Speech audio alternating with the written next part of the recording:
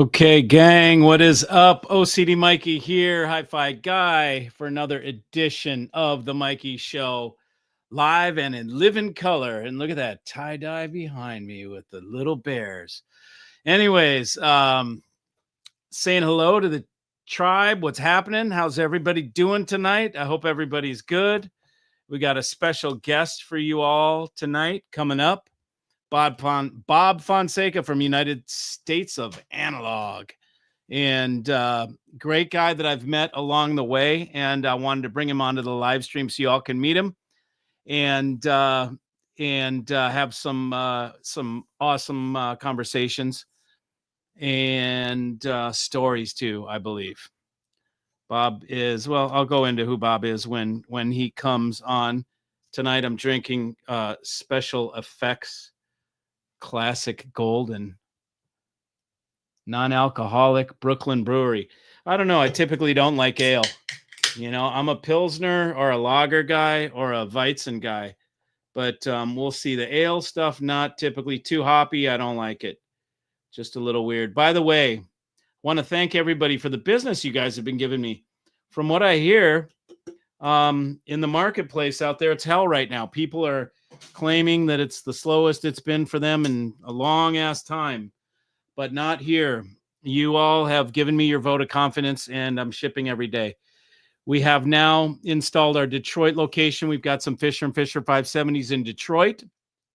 So we've got a kick-ass Detroit location in a beautiful firehouse there, and which is converted into a beautiful loft. Tom Clark, I see him jumped on right now. Tommy sent me a text earlier saying that some guys from the Portland, or at least a new guy, he already had two guys over from the Portland Audiophile Society. Another guy came today and was very impressed. In fact, let's see if I can tell you exactly what he said. The guy said, the Fisher & Fisher speakers are fantastic. The drivers are very well integrated, and the enclosure doesn't seem to have any sound, which is true. There's no sonic signature to the cabinet. It's unbelievable. What else can I say, Charles? I can speak too loud about whatever I want, dude. And I'm rubbing some dogs' noses and shit is what I'm doing, Charles. You know what I'm doing. I'm rubbing some dogs' noses and shit because they're dogs. And it's funny. People, there's a backstory, but I'm not going to go into it. But it's hilarious. It's just so weak. The industry is so weak in so many ways. It's laughable. It's really laughable is what it is. But yeah, I know Charles. Charles is always kidding. You're kidding. So everybody, thanks for yeah. Okay. So I was also going to say, and then we've got Grand Rapids, Michigan going in. He should have his 470s. They're still in transit. Today I sold some 370s that are going to, where's the 370s are going to, oh yeah, he just sent me 370s are going to oh wait, was it in? Maybe it was in here. I think it was right here. I've lost track. Oh yeah, Travis from Oregon. Thanks, Travis. Travis sent me some artwork of his. Audio analog amp going to California today. Where is this thing?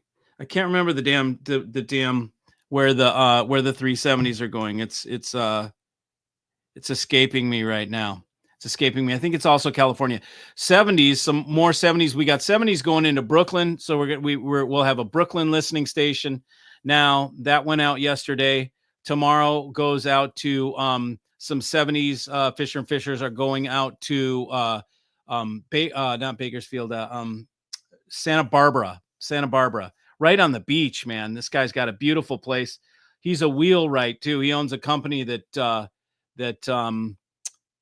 refurbs aluminum and chrome mags, mag wheels. And he showed me his machines, man. He's got some amazing machines that do some amazing work. So let's see. We'll go through this. Hey, Mikey, tribe. Hope all of you getting a taste of spring. Yeah, we are, man. Warming up. We got hail today, dude, in Georgia. Hail. What the hell? Can't believe it, man. It was nutso. So that was pretty crazy. Tom says, if I take on an average XLR and connect to a better XLR at the end that connects to the amp, do you get the character of the segment that connects to the amp? Friend of mine thinks you do. Typically, yes. It's the last leg of the chain, if you will. So typically the last leg of the chain is the one that gets you the most effect on the sound. So in other words, if you've got one shit XLR, one good XLR, do you put the XLR that's good between the DAC and the preamp, or the preamp and the amp? You put it between the preamp and the amp. So you put it closer to the amp. The one that connects to the amp is going to have the greatest effect on it. Mark and Moidle says, hey, Mikey and Hey Tribe, is it possible to connect between a preamp output unbalanced to a monoblock power amp that has only balanced input? It depends, okay? It depends. If that monoblock is a truly differential amplifier, like in other words, it is a balanced circuit, then no, you can't. You can't do it unless you have something. No, you can't do it because it's expecting a split phase. You can't send it a single phase. It needs a split phase. You can get probably a box that will in between something that will take a single ended and split the phase. And there's probably something that exists for that, but you'd need to ask the amplifier manufacturer and find out what kind of circuit it is and ask them.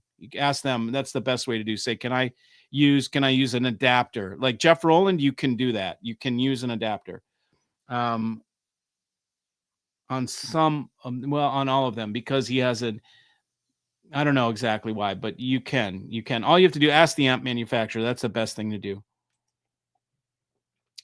Look, here he is, Andrew. Oh, that tastes like ale. Nasty. Mikey, 470 is supposed to be delivered tomorrow. I feel like a kid on Christmas Eve. Wait till you put him in, man.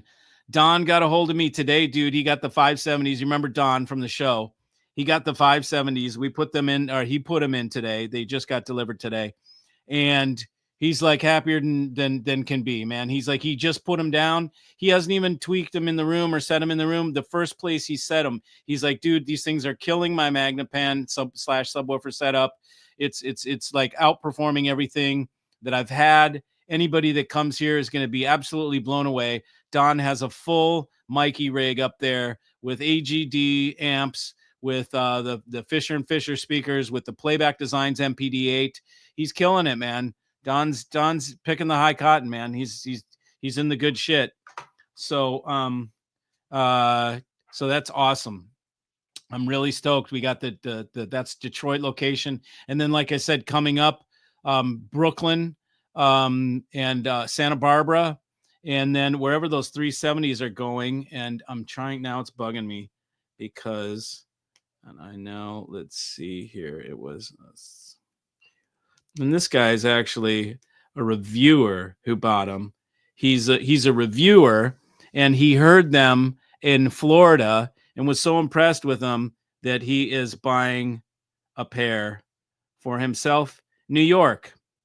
So they're going to New York. So we're hitting the Northeast there. Harrison, New York, wherever the heck Harrison is. It's sounds upstate, 10528. So yeah, so we are slowly but surely infiltrating the whole United States with Fisher & Fisher. Everybody absolutely loves them. In Don's words today, he said, absolutely missing nothing.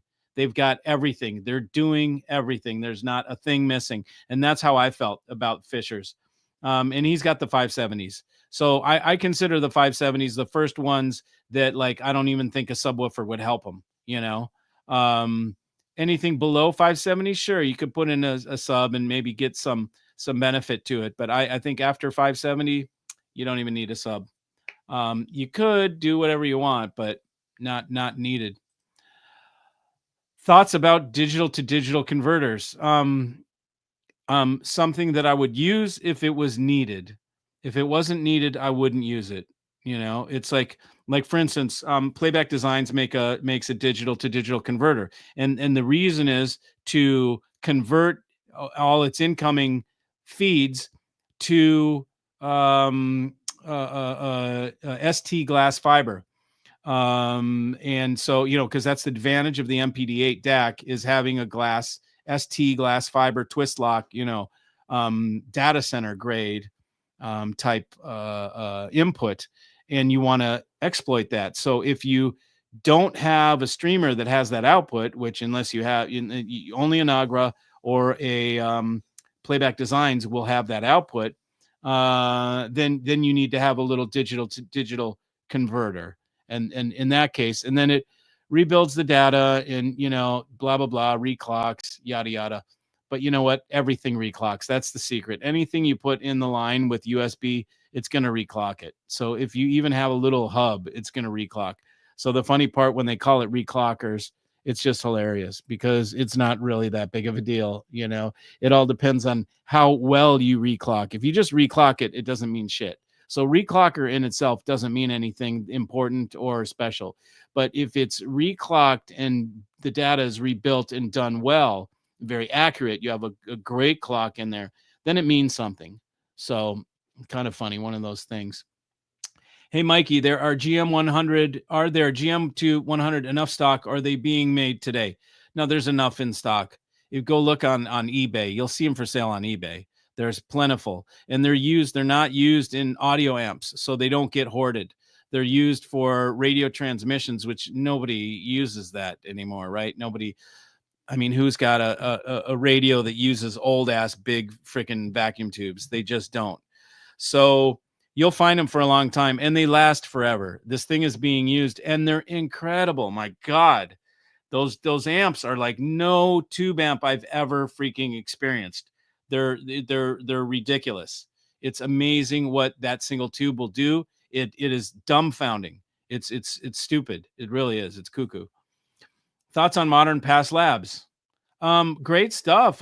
Build is quality is fantastic, and it's like on the musical side, I believe it's like more of a liquidy, musical sounding Class A type thing. So they go well with certain things. They sounded good with Pure Audio Project field coils. One of the few rooms I came back to multiple times. Yes, the Pure Audio Project is great. Are great speakers. I love Zev.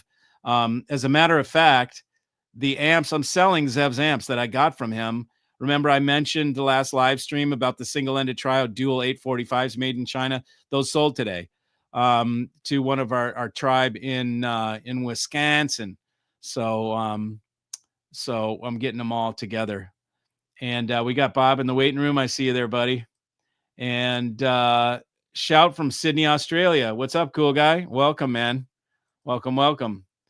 Are you still doing? Am I still doing what? Okay, so everybody, let's see. Let me see if there's one more question here. Is there really a need for bi-wiring a speaker? Not necessarily, and it depends on the speaker. Some benefit from it more than others.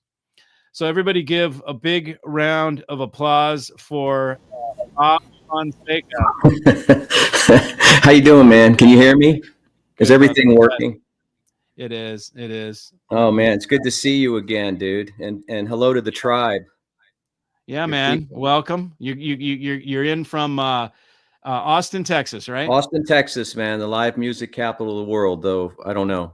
I've been to other cities where the music scene seems a little more vibrant. Probably Atlanta, Nashville. Well, what's it like? Is it all kinds of music, or is it country music? Is it Western? It's all kinds, but it's not like it was in the 90s, where our main party zone downtown 6th Street, which insiders call it Dirty Sixth. It's just like, I won't go there anymore. But there used to be that's where Stevie Ray used to play, and a lot of blues guys, and there was punk clubs down there. And now it's just nothing but shot bars. And the sad reality, and I don't know, probably Atlanta's in the same boat in a way, is that musicians can't afford to live in the city where they play. you know? So Right. a Yeah. lot of musicians have moved to the outskirts, and it's not the same music scene. I mean, we got Gary Clark came out of here, and Sword, and you know, all these great bands that have come out of here that still come out of Austin, or at least I think some of them move here, put down some roots, and then say they're from Austin, you know, because Yeah. it looks good on the resume, and then they go out into Sure. the world. But I mean, there's still a scene here, but for me, you know, being in rock radio since like since 86, basically. It's crazy, Not dude. not the You don't look that old, man. dude. I am so old that I mean, I don't know. I'm still, you know, you see, you know, we Joe meet at the Rogan, shows. baby. We compare. We we take our shirts off, and you know, and Dance compare. to house music. But it's still a good city. I live a little bit outside and drive in. I just kind of moved out to the Cool. burbs about 20 years ago because it was more affordable and I could get a bigger house, and you know, because I had a family and all that stuff. So, Oh, but cool. you know, it's still a good scene. I don't know if it's a live music capital of the world anymore, and even South by Southwest now, which is, you know, huge. They're talking about cutting back the musical commitment there. So. You know, it's all Yeah. changed, like the rest of the world. It's all changing. Yeah. You know? Yeah. That's But I'm for just sure. fascinated listening. You know, I've watched you before many times, and I've watched your live streams, and I know why you call yourself the OCD hi-fi guy. But you guys get into it, man. I mean, I almost Yeah. feel guilty stopping the flow of questions because people have all these technical questions that you seem versed in, and I'm not the opposite of that, but I could not aspire to that level of commitment in Yeah. Yeah. audio, you know, You and know, maybe it's something you can't help, you know. I'm more of an emotional guy when it comes to gear. It's either going to work or it's not going to work, and I'm going to yeah. throw it out or sell it or trade it. But if Yeah. I can listen to it for a long time and not be annoyed, then Yeah. it's a good piece of gear to me.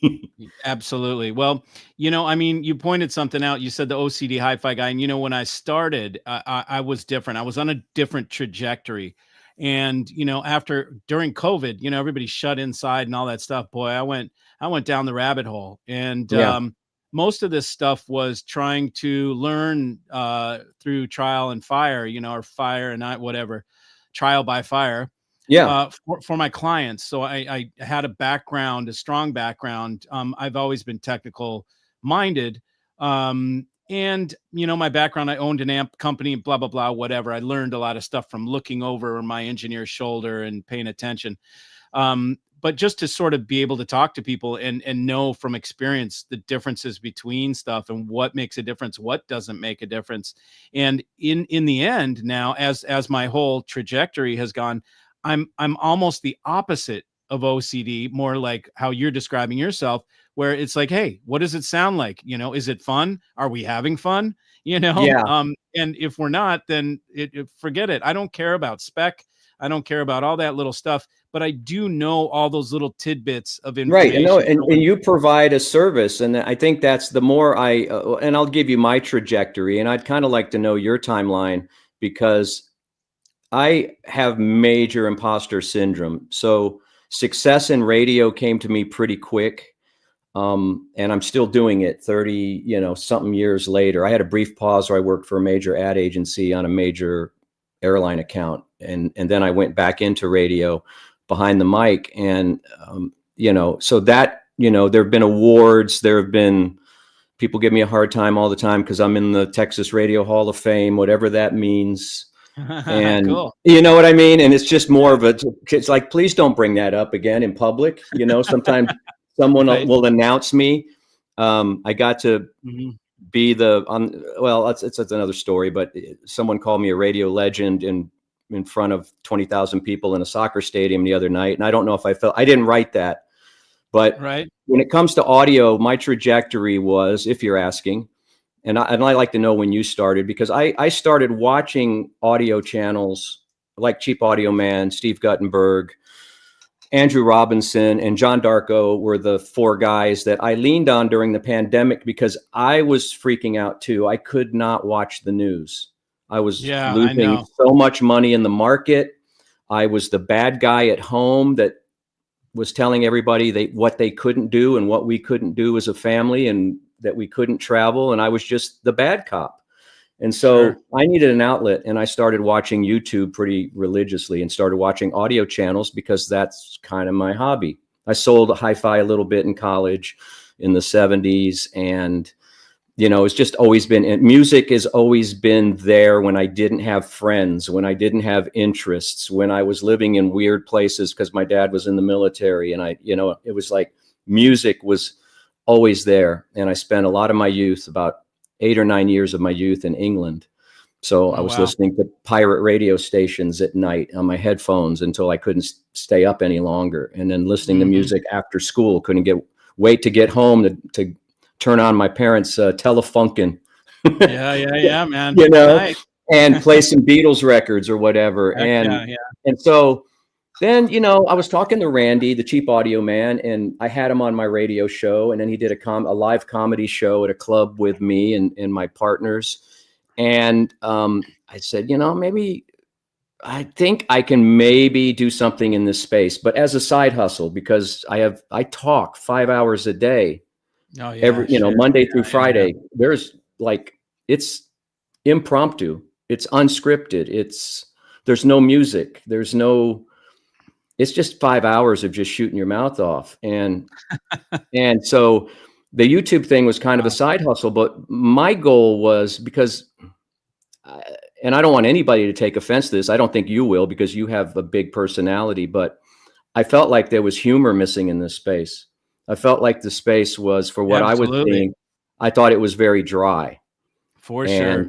I come from a comedy background. My show is comedy. I have many famous and not famous comedy friends. And it was just like, well, how can I bring my storytelling to that audio space? So next month, the 3rd of May, will be my 2nd anniversary having this channel. Nice. I am bubbling under. I'm about 400 subs away from 25,000 subs. So I'm not too far behind you. And so I don't know how to gauge. I'll talk to Randy and I'll say, Randy, how am I? Man, he says, you're doing great. You're doing great. But I don't know if he's just being Randy and being a nice guy and pumping me up, or if 25,000 subs in 2 years means I should get out of the business, or whether I should stay in the business. But, I can only muster up a video or two a week because of my schedule. So, when did you start? I don't know exactly. But I think it was pre-pandemic it must have been. It must have been. I'd have to look. I could look on my YouTube and find. I think it's 5 years. I think it's 5 years. Yeah. So I'm doing okay, right? Oh yeah, you're kicking ass. Yeah. I mean, in 2 years, that's strong, bro. Yeah. Because I don't know what my goals are, but I told myself when I started, because I do, with everything that I've done in my life, I still have huge imposter syndrome. But I told myself, I'm not going to quit. I know there's going to be some rough times. Imposter syndrome is that like I don't belong, or I'm not good, or you know what I mean? That kind of thing. Yeah. Radio makes you very insecure because every show feels like it could be your last one. But I got it. Why is that? Why is that? Like they'd fire you got the government. See, when you're on broadcast radio, as I am, what they call terrestrial radio, not like Sirius XM. You're under government regulations. So, there's the 7 words you can't say, and there's certain words you can say, but only at certain times. Are those the Carlin words? Yeah, pretty much. I mean, pretty much. But then what the government does, and I've never been fined, and just one incident could be a $30,000 fine. And guess who's not going to pick that up? The station, right? So, I've never been fined, and I've never had anything levied against me because I'm pretty, I know where the boundaries are and I know how it works. But the government's like, when it comes to the government, it's like, it has to do with local, how do they phrase it? In other words, you could say something in Atlanta maybe that I couldn't say in Austin because of local standards. So I they got have you. all Yeah. they'll say you can't be obscene, but they can't define what obscene is, because what's Mhm. obscene in one city may not necessarily be as obscene in another city. So you're really doing radio and talking without a net. And imagine you're talking 5 hours, and the whole time in the back of your head you're going, don't cuss, don't cuss, don't swear. Because I was born in New York. I can Of course. slip Yeah. into my New York outie self, Yeah. or Yeah. any Yeah. Yeah. self really fast. And so you Yeah. have that constant dialogue going on in your head. Don't cuss, don't say something inappropriate, don't say something you could be sued for. Right. Yeah.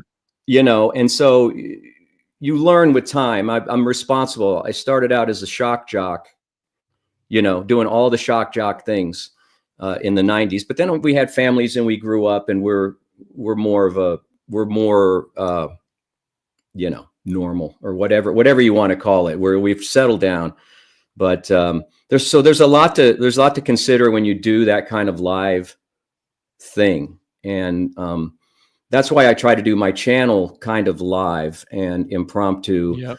I know Yeah, some same. people use teleprompters. I know the guys that use them because I've used teleprompters on television and things. And, I know The whenever cues. someone's looking Yeah. straight into the camera and they're not, doing what I have to do when I'm thinking of a word, like, Right. Yeah. you know, that's Exactly. Yeah. teleprompter. Sometimes you can see it in the reflection of their eyes or the Oh, glasses, and sure. there's nothing Sure. wrong Sure. with the teleprompter. Some people have to work that way, but Yeah. you either like it, or you like me, or you don't. You like the way I deliver it, or you don't. As a guy that's had death threats on the radio and a lot of criticism over the years, I think my skin is pretty tough. But every once in a while, you get a comment that Yeah. Yeah. that bugs you. Oh, sure. And it's so funny because it can be the slightest nothing, right? It could be a nothing. It's under your skin, and you're like, Some dude it's wrote to me the other day. He's like, joker. I'm at 2 minutes and 16 seconds and you haven't got to the point. And I'm like, you got time to watch YouTube, bro. I mean, Yeah. You're in a you know, rush. you're Yeah, to get to the good stuff. probably hitting the bong. You're probably, Of and course. it's like, I'm going to get to my point when I get to it. And Exactly. if you can't handle that, I always say, I didn't lose a viewer, you lost a show. Yeah. It's like, I know that's kind of cavalier, but I try not to. And my negative comments are less than a tenth of or a hundredth of 1%. I mean, everybody's super cool. That's what I love Yeah. about this space. I got, and like I'm sure you got viewers in the UK, in Russia, in Germany, and I got one in Tasmania. I got, Yeah. Far out. you know what I mean? It's Yeah, like they're all over. Absolutely. Yeah, that's people one of the check in most all the time. gratifying things. So answer a question. I want to know more technical stuff. Yeah. Oh, go into. You're saying go into, or you have one. No, go into. I feel Go bad into that I'm one. taking up your tribe's Oh, time. no, and no, they probably no, want to no, know no. about That's fine. what That's tubes fine. to use. Oh, no. It's all good, man. I think we can just roll. I don't think there's anything pertinent that we need to talk about. So, but I let me get your view. Last time I saw Okay. you was at Chicago at Expona. What was your take on that show? How many shows have you been to, by the way? So I've been to 2 Dallas shows, 2 Exponas. Okay. I know it's lame, but I'm gonna have an ultra. Do it. I don't have craft beer like you do. Cheers. Sláinte. Cheers, man. Mine's alcohol free anyways, so Is it? It doesn't taste that good. Yeah, I don't drink anymore. So I've been to 4 audio. Well, 5 if you included a little one that was in Austin about 3 years ago where I met Randy. But we're having a show in Austin. It's called the Lone Star Audio Fest, which is going down early in May. I mean, there's not much ramp up. I was going to say, how many people even show up to that thing? I don't know, man. I don't know. Yeah. I'm how many? Do you know how many rooms? No, I don't. It's I have no idea. Some people have said it's got more of a DIY vibe. Okay. I saw some names. I don't know how much of it is hype, how much of it is real. I'm going to be working alongside one of the big retailers here, the big name Focal boutique here. They've got Macintosh and Kef and all. They got all the biggies. I'm going to help them with their room, and just it's here, so I feel like I need to be there. Yeah, man. And I think the Austin Record Convention is going on in the same weekend. So if anybody wants to come to Austin, I mean, you could make it a double shot. It'll be a pretty good weekend. And there's a football match or a soccer match, MLS. So there's a lot going on that weekend. So I don't know. I have no idea. Like, I literally learned about this show 3 weeks ago. So it'll be interesting to see, if it's something that can grow. But what do you think about Expona? It's just huge, man. Freaking zoo, isn't it? I was joking with somebody. I go, it's like going to Disneyland. You can't win it, or Disney World. You can't win it. You can survive it and you can do it, but you can't see it all. No. I went wall to wall. I went from the party Thursday night to a panel late Sunday afternoon with Crazy Lenny and Kevin from Skylabs and a few other people. And I was exhausted, but I didn't see it all. I made some great contacts. Yeah, for sure. I'm grateful that there are people that watch my channel, some of the manufacturers and distributors that know that, I have only 25,000 subs right now, but they like my vibe and they like what I do. And they know that my message is going to hit harder. Because that's the funny thing about our business, right? It's like some guys have 500,000 subscribers, but only a small percentage of that in views. But I have 25,000 views. But I have 25,000 subs, but I can do a video that gets 150,000 views. Yeah, that's good, man. That's great. Right? That's you know what I mean? So it's kind of Do you leverage like upside down? What was that? Do you leverage like special tools to do that, or you just no? It's sheer luck, dude. I do not have the bandwidth to get into algorithms and go into the stats. What works for me is the story, like headphone. And if this gets too kind of inside for your tribe, I get it. And go ahead, man. Go ahead. Like, here's some stuff I reviewed. All right. $150 pair of headphones. They sent them to me. I said I would review them, listen to them. They're okay. This will get you 2,000 views. More than 2,000. Yeah. It's not headphone. You start to find out what doesn't work for you. And then I did a video about a month ago, and it was literally and I almost didn't release it because I didn't like my thumbnail. I thought it was, I don't know what, it wasn't a review. It was literally called, Don't Buy a Turntable Unless You Can Do These 10 Things. Right? Yeah, right. Yeah. I thought that was just going to die on the vine. I thought that was just going to be like the worst thumbnail I've probably done in 6 months. Mm-hmm. Worst hair, everything about it. It was like, it's not 150,000 views and it's still got an upward trajectory a month later. Yeah. Isn't that wild? Yeah. So, and then I started looking when I got back from Exponent, looking at any of my videos that got over 40,000, 50,000 views. And there's a few. And it's like, it's all the same thing. It's the story. It's informational. It's a journey. It's not about a specific piece of equipment. I don't know why I lifted up a microphone, but it's not about a specific piece of equipment for me. It's about how to get started with a turntable, how to set up a turntable. Don't do that. Why CDs are coming back. Everybody's done that one in the last month. Those kind of stories. And so, why are CDs coming back? Because people still have them, and you can there's a guy here that sells them for $0.25 a piece, like once a month. Jesus. He'll throw boxes out in the sidewalk because he's got garage fulls of, he's a record store. He buys up collections, or they literally pay him to get rid of them, to haul it away. And that's the funny thing about our hobby, Mikey, is that I've probably got 1,000 records behind me, right? Yep. My kids will sell these by the pound someday when I'm gone. Right. Yeah, totally. Right? Yeah. Right? Yeah. And they're going to be in that $2 box under the new release shelves. The primo first pressings. Yeah. Right. Yeah. And the owner will cherry pick some good Clash records and some, some autograph stuff or whatever. But I'm not living a a lie. You know, I know what's going to happen. My kids don't want this stuff, Mm-hmm. you know, and I've got about 2,000 CDs over in this corner here. But this is, I don't know if you ever saw my video. This is a jazz kisa that I built. It's a What's jazz, like a whiskey, Japanese whiskey bar. I know it's got a lot of equipment on it. Yeah, sweet. There was a couple that opened up in Austin, and I've seen magazines about the ones in Tokyo, and I go, gee, I've got this room that was an office that was a mess, and I just converted it into a bar. So on the weekend, I can invite neighbors or whatever, or come in here and listen to music and have some shots or whatever. But all the records are back here. Some Heresy 3s behind me. Yep. I can see one. Yeah. Tube amp down here. Cambridge Audio 150 and CD player that I reviewed. That's on permanent loan, I guess, because they haven't asked for it back yet. Techniques 1200 ML7 here, but any number of things that I can switch out. And so it's kind of a cool space. And there's bar chairs here and seating over here. And so, you know, I don't know, I could, but I have a whole video on my channel, United States of Analog, of how I built it.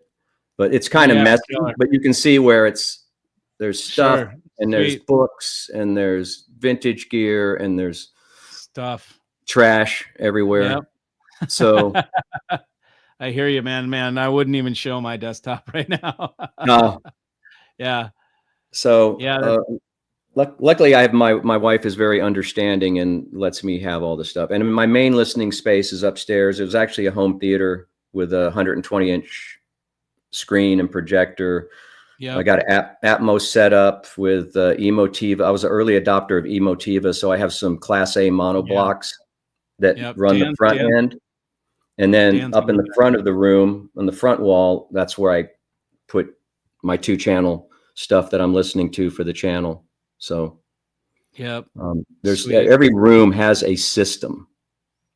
Right. Yeah. Exactly. I don't even have that luxury. My living room is becoming a freaking warehouse. Yeah. No, I know. Like the sales are going so nuts. Oh my God, dude. I just more stuff. Cause it sells so quick that now I buy stuff by, the pallet load. Yeah. Instead of, a couple boxes at a time, they come in truckloads. I can't imagine. I mean, I just have boxes from Review Gear, because, it's got to go back at some point. You never know when they're going to ask for it back, but you got to keep it. And my garage is full of boxes. There's speakers. Yep. I know it sounds like a brag, it's a humble brag, but it's like, I was going to ask you, like, when was the last time? I mean, do you ever get to listen to music for pleasure now? Oh yeah, I do quite frequently. Yeah. Okay. Yep. I find myself lacking the time to do that. I don't. Yeah. I mean, definitely don't listen to it for work, and it's not like an everyday, hours thing or whatever. But I definitely get in there and it's kind of my solace, and relaxation, and especially when you have a rig that is really a performer, then you just want to be in there. You want to explore more music because it's just like that much more of an experience. Mm-hmm. So it's like if your experience level's at 3 or 5, but if it's at 11, then you just want to be there more, Yeah, I agree. I just feel like because of my limited time, someday radio will be over and I'll have a chance to scale this side hustle the way I know I could scale it.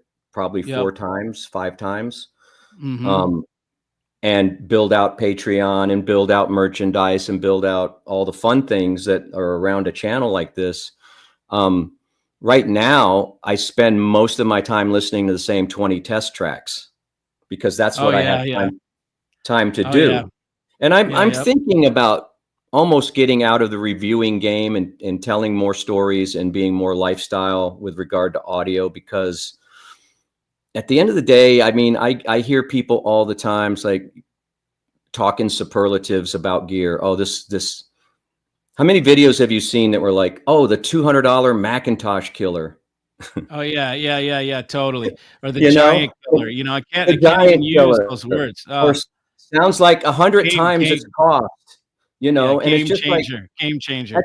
At the end of the day, I could describe something to you on a video, a turntable, or a speaker, knowing perfectly well that my ears are constructed different than yours. The frequency I hear at is different than yours. My room noise is different than yours. Yeah, Do I, totally. and so why get involved into those absolutes when I can just say, hey, here's some gear. It just came out. It does this really good. And this is what I like about it. And here's a couple things I don't like about it. And go do more research. Go watch Mikey. Go watch Cheap Audio Man. Go watch Andrew Robinson. Go watch British Audiophile. Take all of that knowledge from everybody and then make your decision. But I will never be the guy on the United States of Analog. Please like, subscribe, and hit that notification bell. Yeah, I know, dude. I don't have to do I will never be that guy that says you must absolutely 100% have this piece of gear. It is the most amazing thing I've ever, Yeah. I would do you a disservice. Right. Yeah.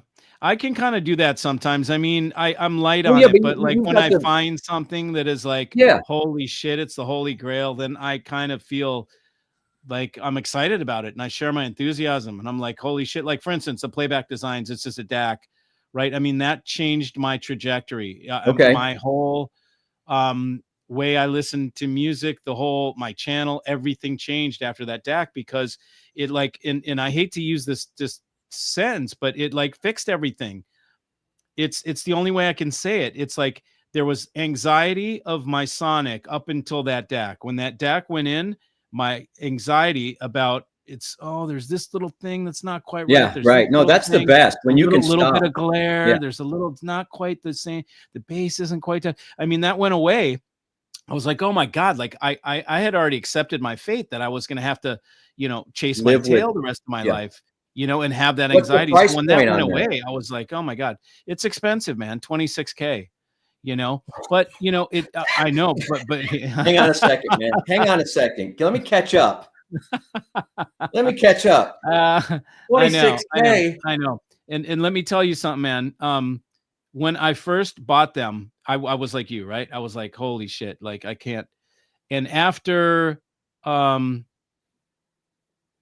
a year of selling them, I'm their top seller in the United States. These I can sell more than I can get of them. I can sell them out. Yeah. So it's just something that we don't wrap our heads around, but if you talk to anybody for a little bit, you can find something that they probably spend money on that we're like, you got to be kidding me. Like sports. No, I agree. And I'm like that. I won't tell you the things that I have that I really enjoy in my house that you would have. Collect? So like my favorite speakers in my listening area that are mine that I paid, and probably because I used my own money and please, I know the tribe is going to come after me, but I absolutely adore my Klipsch Forte 4s. Oh yeah, sweet, man. Those are the heritage. I absolutely adore them, and they never let me down. And every time I go to an audio show or a showroom and I hear a good speaker, I can't wait to go home and listen to that same music on my Forte 4s. And they never disappoint me. They never irritate me. That's awesome. They seem to work with a wide variety of gear that I have they play nice. I know, but they are the heritage line. They are built in the United States. The finish is beautiful. Yeah. And I recommend those. When people ask me what's a high efficiency speaker that I can get that kicks ass, I recommend Klipsch Heritage. Yeah. I don't even sell them, No, I get it. And then my favorite amp that I got during the pandemic that I keep coming back to, I haven't had it plugged in a while because I'm always swapping stuff out to listen to for my channel. But you would have to, oh boy, it's a kind of a digital to digital kind of thing. But I will never get rid of my Technics SUG 700. I don't know why that amp connects with me. It's got a beautiful look. It looks like it's carved out of solid steel and has VU meters that they look vintage, but they're not vintage. They're its own thing. I remember hearing that when white. But there's something about the sound of that when I have that going, when I get the warmth of the Klipsch and the kind of detail of that Technics that's super clean, it's not harsh. that combination, and then I have, and this is just my personal system. Like I'm more of a Sure. mid-fi guy, I guess. But then, Whatever makes you happy, like, a MoFi Studio Deck with a Master Tracker cartridge would be my vinyl setup up there. Nothing extravagant. All in, you're probably 10 grand. Yeah, sweet. Probably all in Yeah, that's awesome. On the vinyl, and then any number of CD players, Now, DACs, all that. What do you pay for records? What do you pay for like something that's a precious first pressing, Beatles? I don't buy anything extravagant. I'm a classic rock guy, so yeah, same here. What I spend a lot of money rebuying the records that I sold in the 80s when the CDs came out. Oh, really? Okay. I sold I'd lived in England for 8 years, and my high school years were in England, and I was buying first pressings for $2 a piece in the 70s. Wow. And I had a great collection. Did I have a Beatles White Album first British press? Yes, I did. I don't know where it is. Did I have a Dark Side of the Moon first press on Harvest or whatever? Yeah. Did I have Black Sabbath with, on the Vertigo label? Yeah, I had, first pressings. Yeah. And Moody Blues on Theorem. When I was more into Yes. Okay. But when CDs came out, I was in college or just graduated from, I was going down to the record store and trading 10 albums for one CD. Wow. Because I thought it was the end of the world. I thought vinyl was gone, and it was gone. It was. Yeah. For a good 20 years. Yeah. And imagine me selling all of my Rolling Stones British pressings, or 10 of them, for one CD of the Rolling Stones greatest hits. I was doing stupid shit like that. Right. So I'm not perfect. I'm an idiot. We had no idea. It was the promised land, the CDs. Yeah. For sure. And I had the very first production unit. I had the very first Sony CDP 101 CD player. $1982 was $700. I don't know for inflation what that would be in real money today. Mm-hmm, that was probably a $3,000 investment in today's money. Yeah. But I had the first one. Yeah. There wasn't even a store selling CDs in Austin when I had a CD player. Wow. I had the player before I had the discs. Yeah. Yeah, my first CD player was a Discman, like the little Sony little spinner, with headphones. And did you think that was I thought it was a miracle. It was the shit, bro. It was the shit. See, one of my buddy's friends' dad was a pilot, and he would go to Japan and come back, and he would bring his son stuff from Japan, and he brought him back one of those CD players. We all lost our minds. Yeah, because how does it work? Yeah, exactly. And people were saying, "Oh, they're going to last forever." And one groove or one line of dots on a ones and zeros on a CD player is like the 20th of a human hair width. It's like all these facts, and I would just stare at the disc and go, "How is this even possible?" Right. And now vinyl to me feels like more of a miracle now. The fact that we still strive to listen to a piece of plastic that has grooves cut in it. Isn't that wild? I know. And then drop a needle in it. Yeah. That's when I think about it, that's a bigger miracle than a CD. Yeah, I agree. It is. And that's so archaic. And that's what people strive for. And that's the best. Some people say it's the best in sound. I still have problems with it, but I think I collect records because I always collected records. Yeah, man, they're cool. I used to work at a record store in Los Angeles, in Venice Beach. I worked at Penny Lane Records and Tapes. And I love that job, man. Here's a new banger I got at Record Store Day. Well, there was one left at my record store when I got back from Chicago. Sweet, buddy. Nice. This is Thin Lizzy's Jailbreak, but in track order, alternate takes and demos. Oh, sweet. In the same order as the regular album. Kidding. Oh, okay, cool. Nice. And so it's the same album, just a different sound. Yeah. And there's an acoustic version of Fighter. This is one of my favorite classic rock records. Okay, I'll have to check it out. Why? Maybe because I've been to Ireland a lot, and he's a god. Phil is a god in Ireland. You got Paranoid behind it, right? That's the high fidelity Rhino high fidelity I got that's one before it sold out. I just happened to be on the internet when it hit Instagram, and I bought it. I have number 3,400 and something out of 5,000. But wow. so stuff like that. But that's cheap. I mean, well, relatively speaking, I'm not buying a bunch of $150, $200 pressings. Sure. Yeah. But You know, it's mostly classic rock, with the exception of I got into Blue Note Tone Poets pretty heavy a couple years ago. So I have a whole Calax, 2 cubbies of jazz records over there, because they sound really good. For $40, I'll put them against a lot of $150 pressings. Sure. Yep. So yeah, that's cool. Yeah, I can't do it. I looked at it, you know, with all the connections I have, I could get the vinyl, the phono pre, all the stuff I want, but I'm like, I just know my brain and the way I would want to collect shit and just, you know, and I talked to big vinyl guys before I took the plunge, and I asked them, I said, look, if you didn't have one piece of vinyl and you hadn't done it, would you start it right now? And they're like, no, I don't think so, Mikey. You know, if you don't have any vinyl, you know, probably not the best thing to do, you know. I'm trying to cut back this year a little bit. I mean, I don't buy a lot. But you're the perfect dude for vinyl, bro. You worked at the record at the I know, but you know, I mean, you love music. You're a music guy. I can write some of it off. But that's good. I mean, it keeps me happy. My wife doesn't give me a hard time about it. She knows it's my passion, and I could be into a lot more detrimental things than buying vinyl, and I'm not. So I'm not, you know, I'm not buying drugs on the street. Yeah. You know what I mean? I'm sure. It's been there.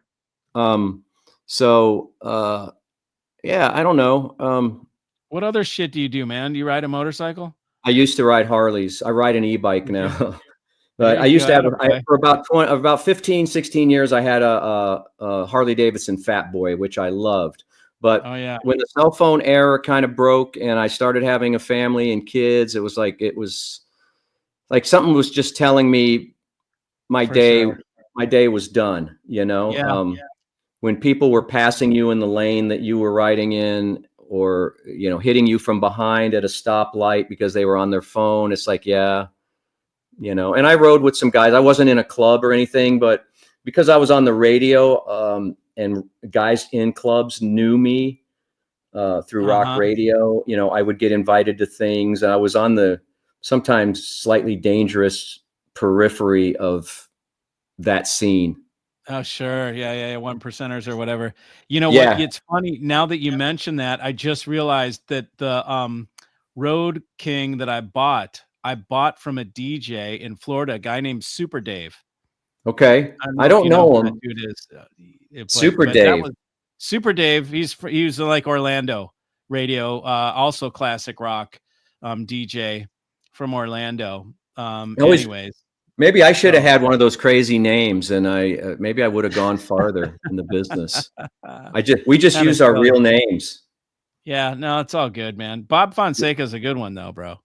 That's got. I guess it sounds more like a fashion brand to me than a or a wine. It's like a wine. No, there is wine. There is a Fonseca wine. Yeah, it is. It's some good fucking. It's some good port, bro. It's port. Yeah. I know what it is. Yeah, and cigars too. But I have nothing to do with that. Oh yeah, that's right. Arnold smokes the Fonsecas. He does. Yeah, that's his brand. Yeah. Man, I haven't seen those. No, I have nothing to do with that. I have, you know, but yeah. So that's kind of my core system upstairs, but it's rarely plugged in that way because of, you know, the stuff that's coming in, or the stuff that's in that I'm listening to that I'm going to evaluate in some way. And I'm way behind. I have 15 components that I haven't got to yet. Oh yeah. Hey. You know? Yeah. And it's starting to get, and some I just want to box up and send back because I don't want to, well, I'm not going to say this too loud, but I don't want to do any more small stuff. Like, I don't want to do any more $100 DACs, $50 DACs. Right. Yeah, that should get the stuff that they send you when you start out. you Yeah, know? totally.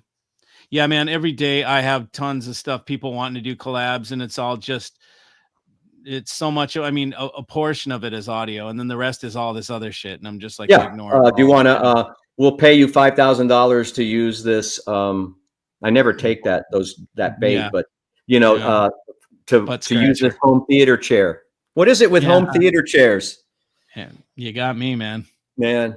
Yeah, But in my case, I can honestly say, at this point in my YouTube journey, more money's going out than coming in still.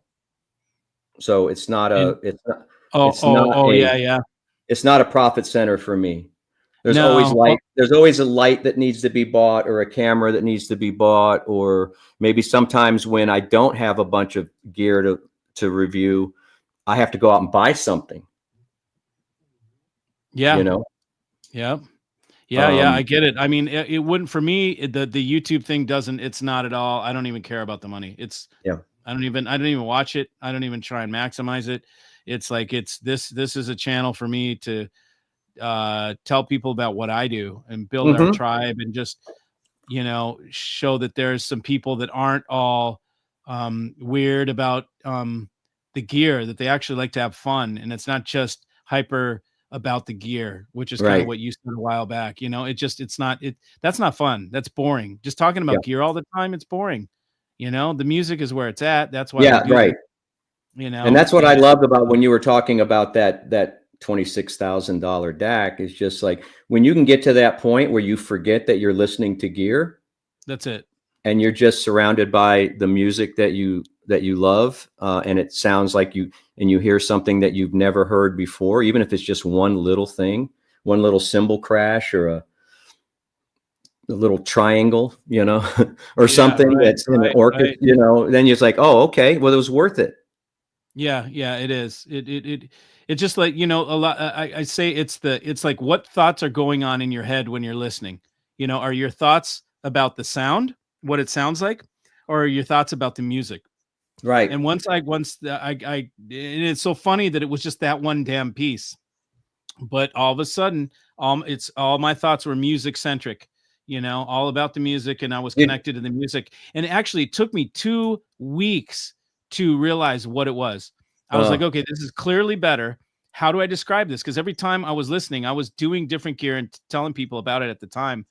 And I was like, how do I describe this to my people? Like, how do I describe what's happening right now? Like, what is the sound doing? And I'm like, I could not come up with words. I'm like, you don't have the words. Yeah. there's no words, because it wasn't something that could be described in the brain. It was something I felt in the heart. And I'm like, okay, so it's not about how it sounds, it's how this thing feels. It Yeah. sounds like I don't even have to worry about it. Like, it's check the And you box, can't, you're right. There aren't words. And we as YouTubers run out of words, I've noticed. Yeah, or We run regurgitate the same shit over the and over. same words over and over again to try to Yeah, convey yeah, something that can't be conveyed. But I don't know if you yeah. heard Steve Guttenberg's talk at Expona. I went to I his did little not. seminar, Good and for he you. described what being an audiophile was, and I'm going to paraphrase it. He said, you're an audiophile if you can listen to music and not multitask while you're listening to music. In other words, if you sit down to listen to Yeah. music and you're not on your phone or on your computer or paying the bills or thinking about life's, that you're an audiophile. It has nothing to do with the equipment you own. It has nothing to do with your commitment to money, spending money on gear, or anything like that. He said, you are an audiophile if music is first and you're sitting down with no other distraction, and you're listening to music within that kind That's of intent. interesting. Yeah, That that's makes, interesting. I I almost consider that a music lover, yeah. like, somebody that's really just gets taken away by the music, and they're just in full tilt, engrossed in it. Well, see, that's another Um, thing another reason I wanted to start my channel, United States of Analog. Please like and subscribe and hit that notification bell. do I'm it. bubbling. I'm just under 25,000. Let's get them over So 25, put me crew. over tonight. Put me over tonight. So Yeah, let's anyway, do it. of all the people I know through radio, everybody I know, people that I know in the community, on any given morning, I have 100,000 people listening at various times, not all at once, but that's epic. That's fucking nuts, bro. that's still How right. cool. We're still Yeah. top rated. Our cum, what they call cum in the business, which is the total number of listeners that you have throughout that time period, it'll be about 100,000 listeners. People on social media that I know, friends that I know, neighbors, of all those people, musicians, I know Grammy-winning musicians. Of all those people I know, I am the only one that cares about any of this shit. Right. Isn't it wild? I have a friend with a $4 million house. I went to his house for the Super Bowl. I hope he's not watching. He's not watching because he doesn't care about this shit. Right. Yeah. Not even a sound bar on his TV. Far out. You couldn't hear it. But you know he what? Could have he could have La Scala's in the corner, the world's greatest tube amp. Like I'm a man, I'm a simple man. I drive a simple van, you know. I can't afford the equipment that I really want. So I try to find substitutions. But if you I don't know anybody else that cares about this niche that we're in. And it makes me sad. You know what? It's one of the reasons I started my channel. It's because they haven't been in front of it, bro. If you put that guy in front of a system like yours or whatever, he would be like 10 grand. No fucking problem, dude. Do it. I know, but there's one caveat. And I don't mean to sound sexist. It could be reversed. It very rarely is. Wives don't like speakers. Well, I mean, yeah, I mean, I've got a friend. I talked him into. He goes, Bob, he was a Sonos dude. He still has Sonos in the middle of the system, you know, the electronics. But it's like I want some speakers. I want to have that experience that you have. That he watches my channel. All right, okay, Mike. I said, because I want something that's kind of vintage looking, blah, blah, blah. And I said, well, maybe I knew he couldn't afford like JBL 100s or something like that. So how about like KLH? So he went with the KLH 4s or 5s. I can't remember which ones he went with. He loved them. His wife made him put them in a cabinet. And so they're inside of a cabinet with another door in front of the speakers. So they're out of sight. So they're out of sight. That's extreme, brother. That doesn't happen very often. But his wife will not let him have it. It is like a curse. Like well, he's got to have his own. He's got to have his own room, man. You know, where he does his man cave, his little domain where he does his own. That's what I say. Absolutely, man. But I converted one, kind of half-ass, halfway. I converted one guy, but I don't know anybody else that. And people in this town say they love music, and they'll spend $2,000. I go, there are people that spend $2,000 on a concert ticket here. You know? Yeah, right, exactly. There you go. Right? See, that's ridiculous to me. I would never do that shit. I would never do that. You could buy a system and listen to great music for the rest of your life, or you can go to Coachella for one day. What would you rather do? Yeah, exactly. Yeah. You know, I mean, look, I mean, it's not everybody. Cause look, I was in Chicago and I was hanging out with, a friend, client, and, associate. And, he works in a space where there's another guy that works there too. That's a peer of his or whatever. And we're working on some shit that we're working on. And he brings his buddy over who's in 30 something years old, he makes a good living. And he says, hey man, like I want to ask you something. Like, let's say you sat down and you listened, to an audio system that you could put in your house that was just like the baddest ass thing you've ever heard, like totally connects you to the music, like a different level of music that you hadn't experienced before. How much would you spend on that? Instantly, the guy, he thought for 2 seconds and said 30 grand. Probably maybe up to 50 if it was really good. That was his response. So there's a full untapped market that we're going after and we'll get. Yeah, no, yeah. Yeah. I appreciate that. And I think that's one of the reasons I do what I do, is because it thrills me when I can convert somebody. I get a lot of questions about turntables on my channel and in my personal life, listeners. That's awesome. Yeah.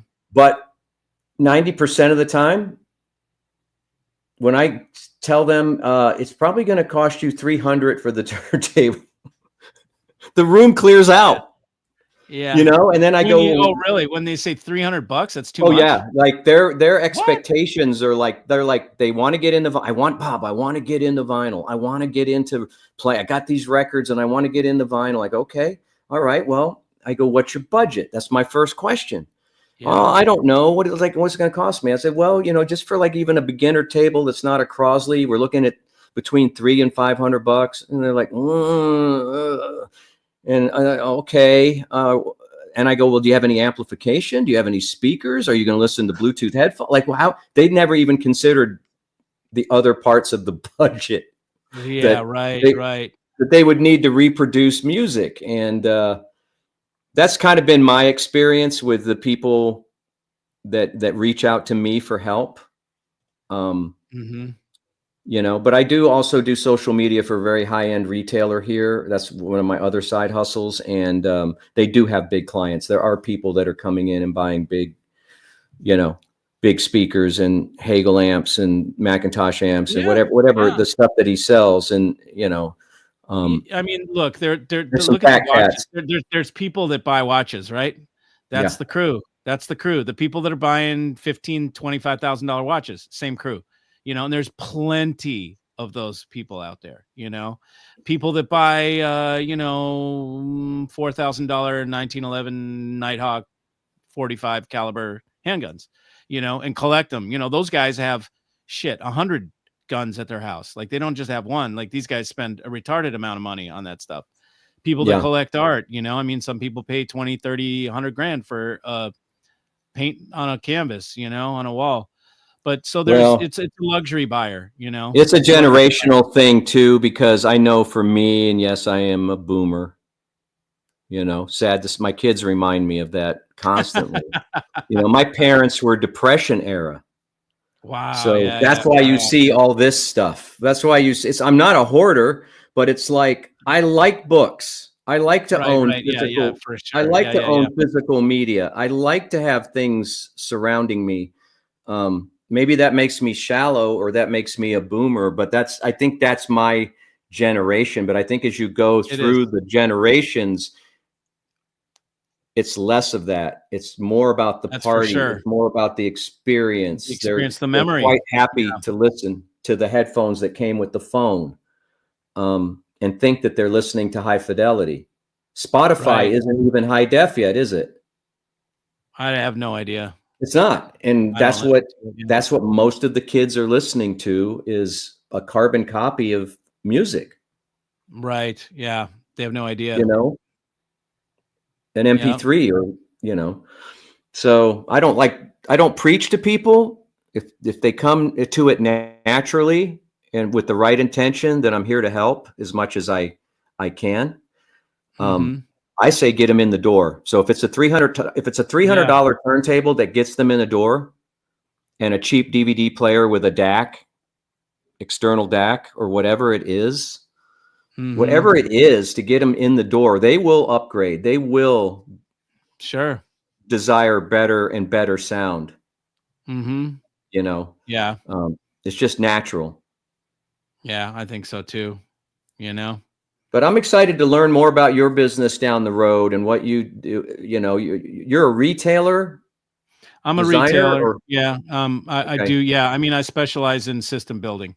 So that means more than just a box pusher that just pushes a whole bunch of brands and, you know, advertises on AudioGun. I don't have any advertising online. I don't do any of that crap. People come to me because you curate systems. Exactly it. You got it. I curate audio rigs. That's exactly what I do. And it doesn't matter if it's a name brand that people necessarily are familiar with.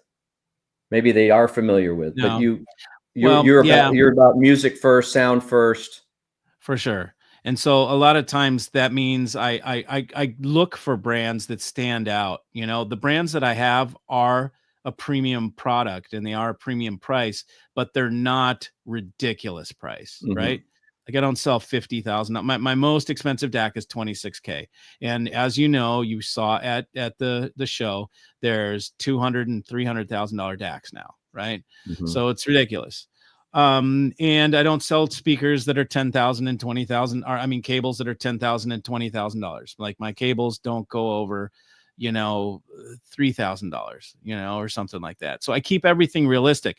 And these are all things that I've learned and through my trial and errors over time. So Right. yes, I'm a dealer and I sell hi-fi. And the kind of the thing that makes me a little bit different than a lot of dealers is that I befriend my clients, where I actually, it's like I'm hooking a friend up and then I take care of them on their journey and I get them all the way across the line. Most dealers don't really care so much about your personal journey and your personal rig. They're going to sell you something and then just hope that you like it and don't return it. But they're not going to take a vested interest in making sure that your rig gets you across the line where you're like, sweet Mikey, thumbs up, you know, like we can take the training wheels off now. I'm on my own, you know, Yeah. and we've checked it off the list. So my thing is to get people to stop buying hi-fi, which is counterintuitive because most dealers want to keep you buying every year something new, something new, something new. I So say, you look, let saying me get it right from the start. let me get it right from the start. Let me help you check it off the list so you have no anxiety about it. You don't have to think about it. And then let's do some other shit. Let's go ride. Let's go scuba dive. Let's go kayak. Let's go do some other shit. Let's go shooting. Let's go whatever, you know, do some other shit. But let's have camaraderie and fellowship. That's really a Yeah, that's concentration. great because I think one thing that gets me about a lot of the channels that I watch is it makes it look like audiophiles are out buying stuff willy-nilly every month. And Yeah. that's not the I way mean, I was when I was a consumer. I would buy a piece of gear and stick with it for 10 years. yeah. You Yeah. know what I mean? I would ride it into the ground. And I think with YouTube, it's like, oh, well, here's the newest speaker. Here's the newest thing. Here's the newest turntable. You know, it's like, no, most people aren't in the market for gear all the time. Yeah, and if the damn products did their job, the people wouldn't be bailing for the new thing. They'd be Right. like, they couldn't, like if you talk to me about the new DAC or the new whatever, I couldn't give two shits, Yeah. especially tweaks. You start talking to me about tweaks and cables and stuff, I'm like, dude, you know, whatever. It just doesn't interest me in the least, you know. What It's like about I'm room already correction and that stuff? no, Because DSP, nope. And I know it works, you I know. know, yeah. I prefer to do it the hard way, which means passively, which means room treatments and setting your speakers properly and having the room be optimized and you know all that because it to me it's more of an effortless sound. Whenever I've had DSP correct it, it sounds really good, but it seems to me almost like it's taking effort or something. It's It's like all tricking, and this. maybe it's tricking. It feels like it's tricking you or Yeah, giving you, because listen, there's some, feels like the system's working hard to give me what it's giving right now. Like it's working, like it doesn't feel effortless. It feels like something is being muscled into this sonic Mhm. presentation. Like we just made the shit do what we wanted it to do, regardless of the fucked up room and all that and the hard surfaces. We manipulated this thing. We made it do what we forced it to Yeah. do what we want to do. It just sounds different than something that is very simple and you use room treatments and then it seems effortless. It has an effortless feel to it. It just Well, feels different. I'm kind of, like I said, I'm kind of mid-fi in my personal life, and I'll probably always be that way. But if it comes down to I have a choice between some room treatment or some high-end speaker cables or buying a new set of speakers, I'm going to buy the new set of speakers. Well, for sure, for sure. And I say that to people all the time.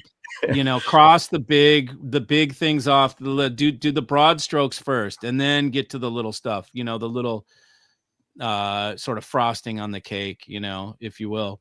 So, what was the most impressive thing that you saw at Expona? Um, What just name a couple. I mean, you don't have to be one, but what were some of the things that stood out to you that were like, Man, I was wow. digging. You were on that. You were. Pardon me for not remembering, but you were there Saturday night, right? When we had the 12th floor, the run of the 12th floor. Were you there? No.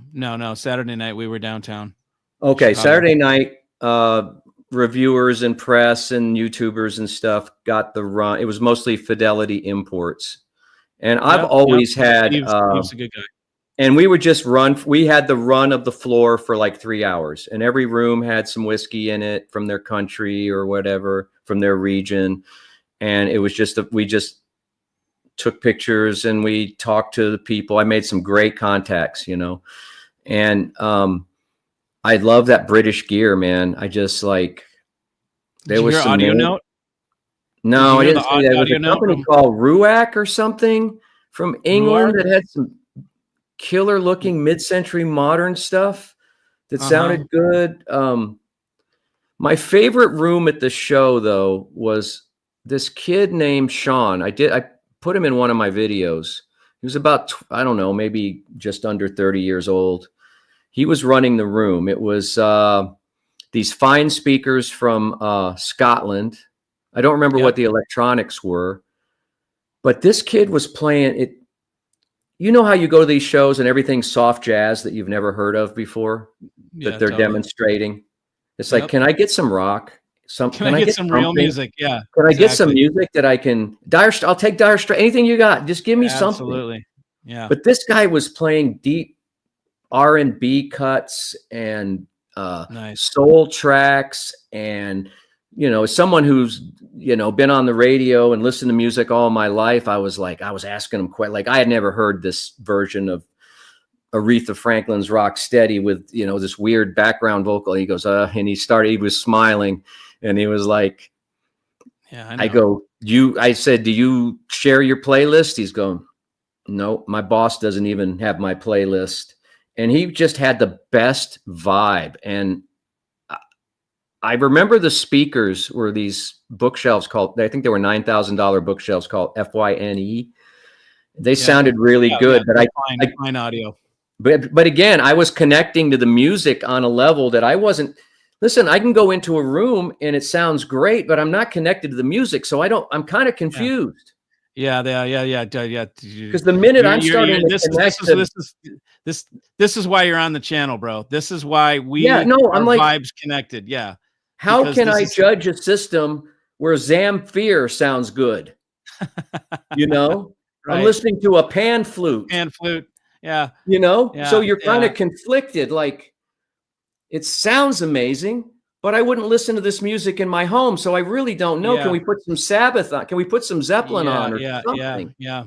Can we put the White Album on? Anything. For sure. Yeah. Why do they do that? Why do they all play this lame? Because you know what? They're different people that they're not from the music tribe, bro. We're music people. You and I are music people. We get music and we feel music and it speaks to us. Whereas some people listen to the sonic of what it can do. So they play something that features how sonically what it can do, the purism of the sonic or whatever. Well, that's kind of cheating, isn't it? Because they know the characteristics of their equipment. They're, I mean, it's business, they're right? They're playing to it. Yeah, they're playing the greatest hits for that. They're playing the audiophile shit that has a lot of bass and it's acoustic and it's like, these are like full audiophile songs, but they're not the real shit that you or I listen to, that we connect with. And even then, you know, it's like, it's just different, man. There's corporations that sell this stuff, and they're corporate guys that are pushing corporate product, and they answer to, you know, investors, and they answer to boards, you know, all sorts of shit. So it's just a different thing. But then you walk into like those guys at Fine Audio, you know, and notice you didn't say anything about the gear or whatever. You didn't even remember the gear. You remember the experience. And this is what I talk about. It's the same with the audio note room. You go in there and you remember the guy, Peter, because he's great. And then John, you just remember how great it felt. Yeah. You know? And when I was like when I was exhausted, because I was taking the stairs up and down because the elevators were maxed out. So I was doing 7 flights of stairs at a time, coming up, going down. And when I had moments where I just needed to have a break, I went into Sean's room and just sat there and listened to music and just took, you know, got off my feet and took just time to relax. I mean, the only thing missing in that room was a bartender. You know, he could have charged. He Right? could have charged admit. But also, did you? You know, I really like this Lukacheski guy, the Oh, I love him, 17-year-old. man. Absolutely, bro. I had You his know, dad on. I had him and his dad on my show a couple weeks okay, back.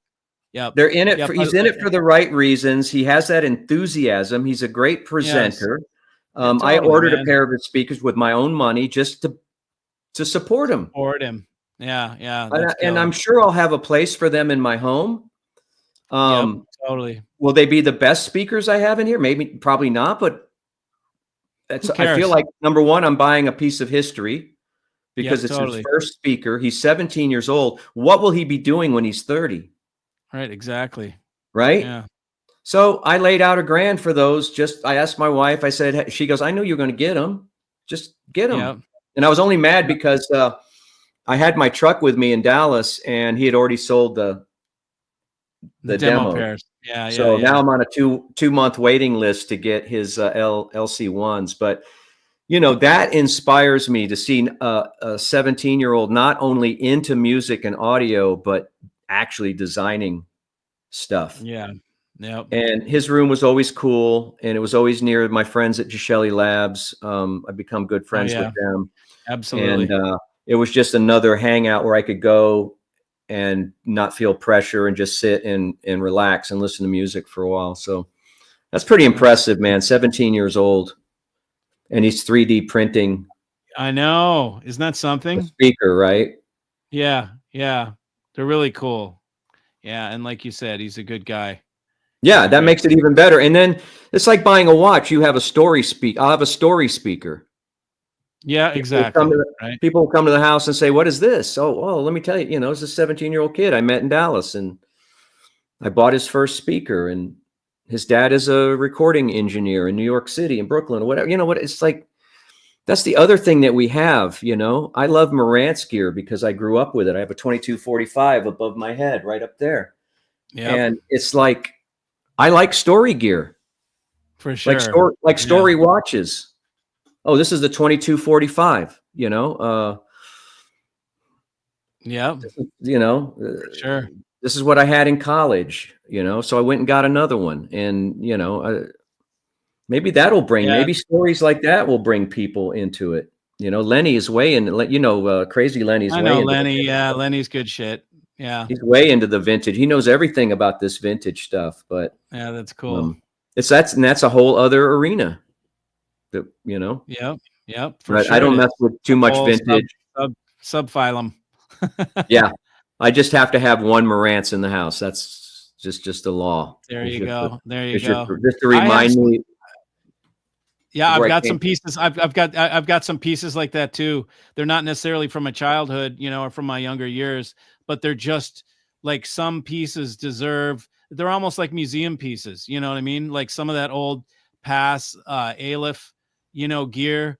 Some of the Jeff Rowland stuff, some of the Mark Levinson stuff. There were certain models that were just like, they totally were groundbreaking at the time, and they were legendary, and they're just such a cool piece of audio history, you know, that you just, I mean, look, dude, I got a Marshall head here. I don't even play freaking guitar, and I got a 1975 Marshall Master Volume, you know, head, because it's cool shit. Right? I won't tell you about the number of guitars, and I don't even. I'm a horrible player. Yeah, but you collect, right? I fell in love with Rickenbacker basses. Geddy Lee, baby. Dude, I have a Chris Squire. I have one of the less than 1,000 that are left in the world. I have a Chris Squire bass, and he signed I didn't have him sign the guitar because I don't like signed guitars, but he signed the certificate of authenticity that came with it when I met him. So that's cool. And that thing has gone up, but yeah. So you know, it's a weird, quirky hobby that we're in, but we love it. Yeah. And no one but us is going to understand it. And that's kind of one of the cool things about going to a show, Expona. It's just like, I was talking on my radio show about how I felt like I was in Severance, because I had my radio world where I have friends and fans and people that stop me at Target or whatever, or when I'm grocery shopping. And then I go to Expona, And I was shocked at the number of people. They go, "Are you?" And I go, "Yeah." And I give them some stickers, and I sit and I talk, and I ask them questions. A couple people put me on what do you call it? FaceTime with their wives. Like, look who I'm yeah, with. I know. Isn't that funny? It was like Yeah, so weird, right? It was like, totally. and I felt like it's I a get whole that too. different life and a whole different It is. thing.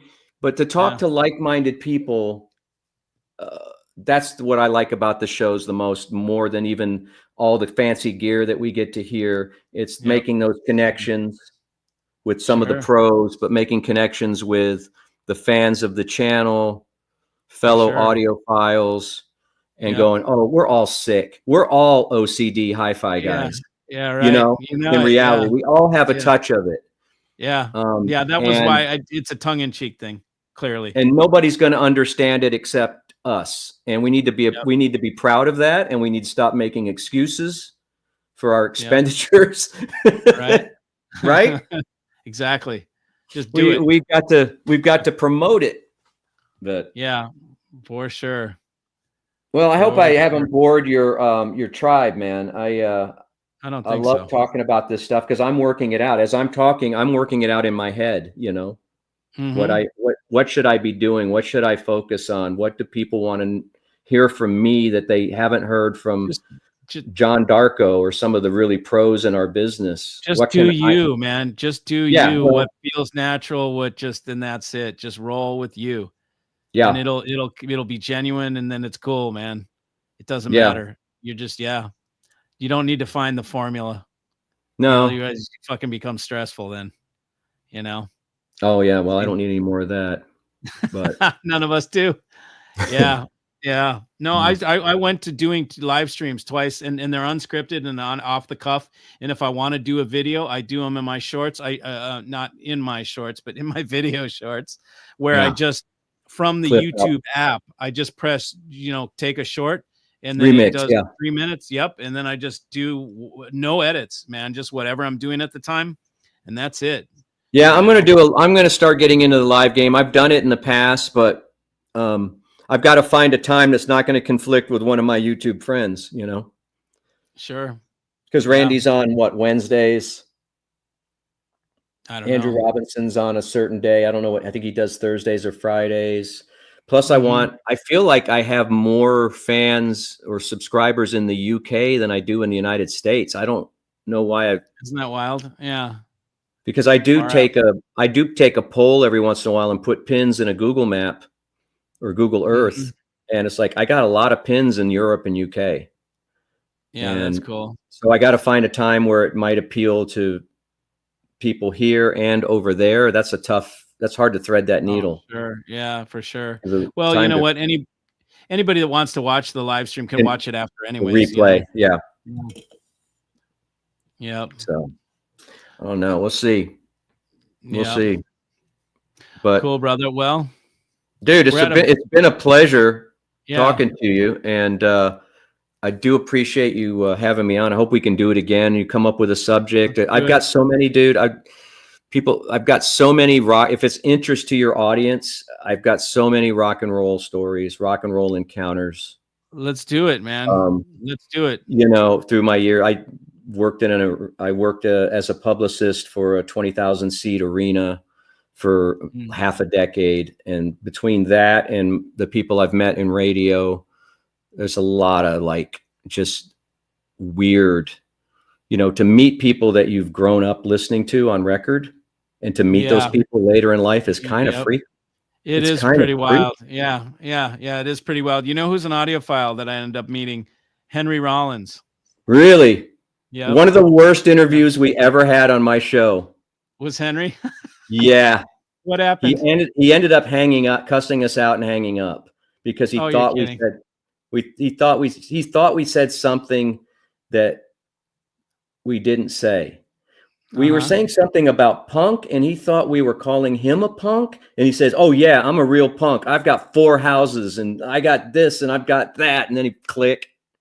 We were yeah. What just happened? Yeah. I can relate sometimes to feeling like that, feeling like the underdog. you know, and I'm like, you know, fuck you, man. Because people like to punk my ass or not. It's like being underestimated, you know. Yeah. You're like, whatever. After a while, you just blow it off. But sometimes it's just that one thing will get to you, you know, Yep. and you'd be like, come off the handle. Well, we You don't do know? phone interviews anymore. Very rarely. If it's a friend, we'll Yep, do it, but so much can be miscommunicated in tone totally. and in it's just not good. Phone interviews are not good. So Yeah, we don't do it anymore. yeah. That's cool. Unless it's somebody we really know, somebody that's in the family, you Yep. know. So Yep. What? Oh, someone asked what your station is. What's your hey, station? it's 93.7 KLBJ FM. Okay. And it's called Mornings with Matt and Bob. Killer. I don't know why Killer. I don't know why my name is second because I've been there like the longest, but we had a crazy owner that just decided that's what he wanted to call it. So, yeah, the weird story about that is I used to work for the Johnson family, the LBJ. That's where the call letters Oh, come you're from. kidding. Oh, No, wow. I was thinking Lady Killer. Bird was my boss for like a decade. Far out, dude. What a Yeah, trip. right. KLBJ. I was thinking Killer Long. No, it's Yeah. literally the Yeah. president of the United States and his family owned that frequency and a TV station in Austin. Cool. And so I worked for the family for a while. They were good to me. They were good to That's me. good. Yeah. Awesome. When you're riding Cool. with the Secret Service in the elevator to get to your job, that's pretty cool. No doubt, right? Men in Black. So I got stories like that. I got all kinds of stuff. Partied with Van Awesome. Halen. I've hung We'll out tap. with Oh, Stevie Ray. I've done all kinds of stuff. yeah. That's So great, man. We'll dip into some of those stories for sure. yeah, I would love to tell them, Yeah. man. That way I don't have to write the book. I'll just tell them Yeah, on your channel. exactly. There you go. It'll sound buddy. weird if I tell them on mine, but if you ask Right. me, I can answer. Okay. Okay, cool. All right. I'll Well, draw it out because if I start asking now, we'll go on another hour and a no, half. we'll go on. We can talk all night. Yeah. Thanks, brother. And You thanks bet, to the man. tribe Thanks. for indulging me. Thanks for coming on, man. As you're very welcome to come back anytime. And if you ever want to pull me onto your show to talk to a crazy audiophile for your audience, that No, I maybe definitely will. I've just got to build out. I'm good with StreamYard like you're using. I know how to do that. I do things for my fans. I do live shows for the radio super fans. So I know how to do all that stuff, but I may have some specific questions for you and bring you on and because you're an expert. I'm an amateur. So we'll find a framework to tell a story, and we'll do something together. Because I got to learn more about $26,000 DAX. Come listen, bro. Come hang out. I know. I get down to Hotlanta. Do it. All right, amigo. Man. All right, my man. I got to go to bed. I got to get up at the crack of ass. Me too. Yeah, big time. I hear you. All right, man. Thanks again. All right. And we'll see you soon. Peace. See you. Cheers. Cheers. Okay, gang. There you have it. Bob Fonseca from United States of Analog. Awesome guy. Great stories, great guy. He's got the same vibe. Like he's definitely cut from the same cloth. I recognize my tribe folk when I meet my tribe folk, and Bob is tribe for sure. So boy, you guys did a lot of things. You guys said a lot of stuff here. Yeah, let's see, man. There is a lot of comments, but you guys were kind of talking. Let me go. Okay, out of as to be good to you guys, I will answer your questions. Let me go through this quick as I can. Let's see. Am I still doing my Maggie mods? There's a couple left, and then I'm done. I'm not going to do them anymore. Which ones are you talking about? You talking about the Maggie kit? Those things are, it's too much work for, to make a couple $150 at a time. It's just not. I have to hand cut them, hand polish them, all this stuff. It just doesn't make sense. Hand assemble these whole little packets and little kits and all that shit. So those are going to be gone. So, no, I don't go into Maggie's. I don't do anything like that. Orchard Audio Market Stereo RCA converter box. It works. Okay, so he's talking about that. Dan, hey, United States of Analog in the house. Love this guy. He has that pro voice with cool content, good sense of humor. Yes, Bob is the shit. Bob of Analog. Yes. Hey, Bob. Pumped on getting those SN70s. You know it. Joe right here is our guy from Santa Barbara, man. And if you've got a car that you need your wheels, he's a wheelwright. Do they still call them that, Joseph? Do they still call them wheelwrights? Anyways, he showed me some Mustang wheels that they had done turned with their machines, and man, they look like brand new. It's pretty kick-ass. Cool to see you two talking. Greets from Cape Town, South Africa. Shows like these are gems. Where we going, travel? Mikey, keep it at it. Bob, good to see you here. Yes. Randy hit a good note going back to Napster this week. At heart, though, Mikey knows I'm a tube addict. There you go. I've got a whole closet full. Sup, Mikey? What's up, Ari? I want to do a bit of Frankenstein three-way setup with the Sublime crossover and the Maggie LRS and sub. I plan to use the 066 JBL Dome tweeters. Will Dome tweets be out of phase with the planers? It depends on how you hook them up. If they are, reverse the wires. So yeah, I don't think there's a definite, you just need to check it and make sure they're in phase when you put them in. What's up, Shane?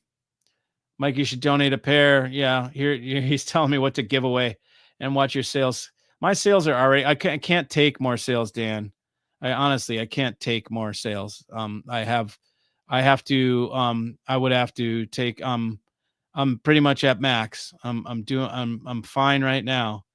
Fascinating, Bob. My career started in radio too, setting up stations here in South Africa and then global. Love this damn show, Mikey. Thanks for getting Bob here. You bet, buddy. Both of y'all keep rolling shows. You know it. Bob hit so many potential Mikey clients at the rave. Shout out on complimentary CD Mikey, Hi-Fi Tribe system. Yes. A lot of folks are cash strapped. You guys really walk the reality line of what audio is. Yeah, a lot of folks are cash strapped. And then and then, what I really wasn't in touch with was lots of folks have a lot of dough. You have to, guess that all these guys that are in their 50s, 60s, like my age, we've been saving our whole lives. And especially the guys that, even dudes that are blue collar dudes that worked like plumbing jobs and other shit like that, they had retirement plans, dude. They socked away all their money into 401ks as much as they could every year. And the stock market's gone bonkers since then. So these guys are all loaded now, man. They're loaded and they want to have some cool shit before they pass on.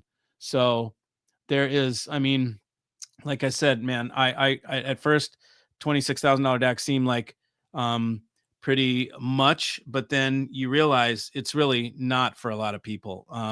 And to the point where I can sell more than he can make. They're sold out all the time. So but it's interesting for others to just talk about and listen about. I mean, my DAX start at $1,000, so I go all the way down to $1,000. And I'm after the same sound, which is natural. Mikey, would you be willing to send a small pair of Fisher & Fisher to Aaron from Aaron's audio corner to throw on the clipple for fun? I really don't know. I don't know Aaron that well, and I'm not a guy that thinks that measurements tell the whole story, right? They only tell what the measurements are. They don't mean they sound good or they don't sound good or whatever. So, and I don't know Aaron well enough to know if he's like a guy that just wants to tear everything apart, like, and just talk about how bad everything is, I don't know.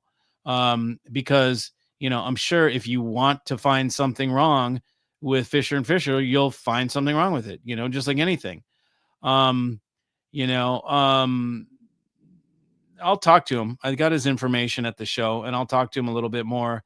And then, because the flip side is, what if he measures them and they're fucking off the charts? Like, he's like, I've never seen measurements like this. Then look at that, man. Then it's really cool. So, the other thing is,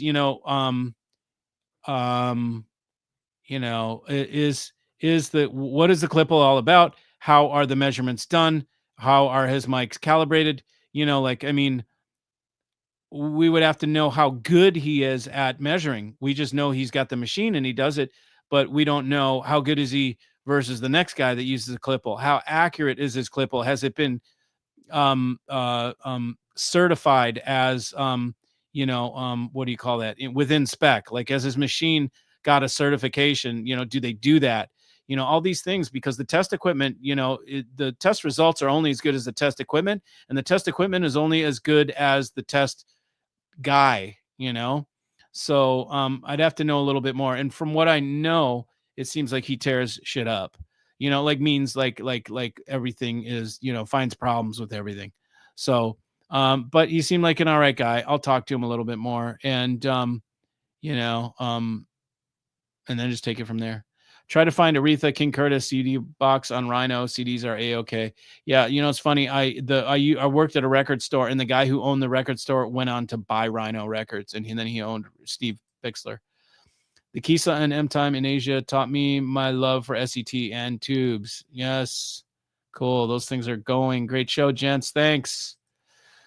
This hobby is not for the cash strapped. Just saying, hey, I get it, just to use after ARC gear back in the mid 70s.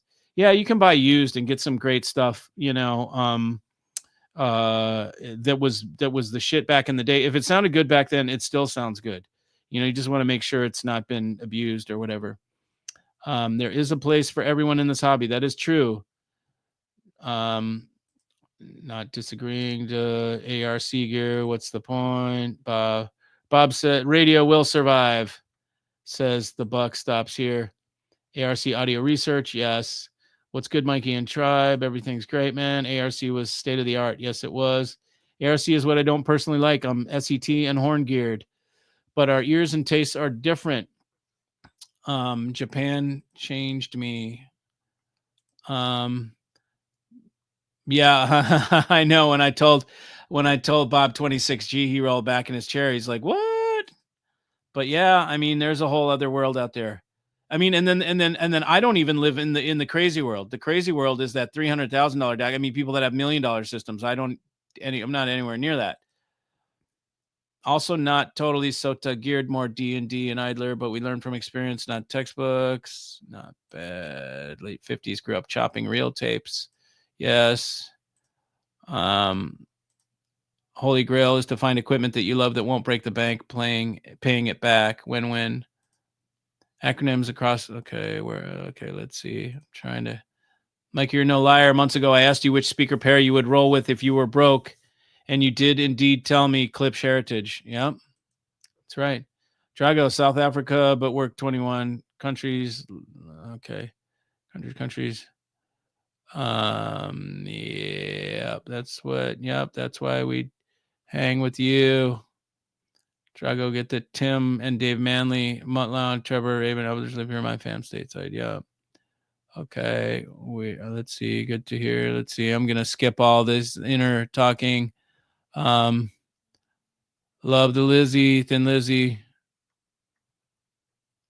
What up? It's Nico and Giorgio from Exponent. We had the privilege of meeting you both guys there. Big Techniques fan. I have RU1000 and just installed the DS Audio cartridge. Incredible sound. Sweet.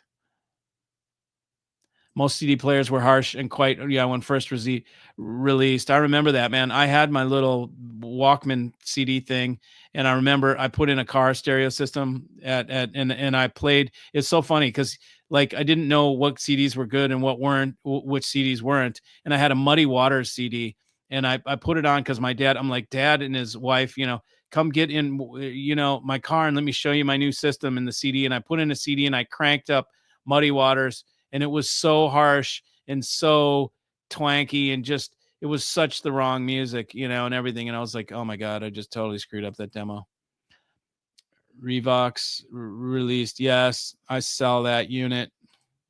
The tangential arm is like the cutter. P77 is the gem of R2R at home. Yeah, well, yeah, that's up for grabs. I have a Studer A80. I have an A80. That's considered by many to be the top two. So I have an A80 and I have an MX5050 Mark III. Handles the tape very nice. Super Dave Osborne. Is that who it was, man?